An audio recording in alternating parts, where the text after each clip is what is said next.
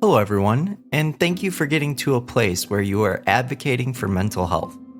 Part of advocating for mental health is reducing stigmas surrounding mental illness and those who struggle with it. Stigmas around mental illness are harmful assumptions that are made about individuals who are struggling with their mental health. Oftentimes, these assumptions include language that is shaming or even hurtful. In this short video, we will explore what stigmas are, how they can be harmful, and ways that we can help eliminate stigma. Stigmas are extremely common in our society, especially in the media, but most of us don't realize it until we take a closer look. There are really two parts to a stigma: the bias and the social reaction to that bias. The bias consists of a generalized and sometimes altogether inaccurate view of someone or their experience. It is basically a shortcut in logic. An example of this is with anxiety. Sometimes people will claim that it is all in your head. This assumption is quite false, as we know that there are many embodied and biological responses that are involved in anxiety. This bias then creates a reaction, which usually includes forms of shaming, which can be very obvious or even very subtle. Again, this false notion that anxiety is all in your head usually then implies that the person struggling with anxiety just can't handle their anxiety well, when in reality, it is a complex experience and is unique to each individual.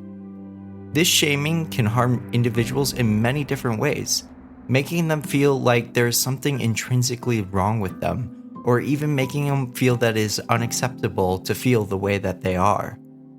This is part of the reason that it takes 10 years on average from the beginning of symptoms of mental illness for an individual to get care. Sometimes stigmas are so prevalent that it even leads to self-stigma, which is when somebody is shaming themselves for struggling with a mental illness, which can make it even more difficult to reach out for help. Luckily, there are some things that we can do to eliminate stigmas in our communities. Some ways include informing yourself about local mental health resources and support, educating yourself about mental illness and the stigmas around mental health, educating others when they use stigmatizing language, talking openly about your mental health, but only in a safe space, encourage equality between physical and mental health treatment, being compassionate to those who are struggling with their mental health, and challenging your own beliefs about mental illness. This means that you may have to accept that you hold some false beliefs.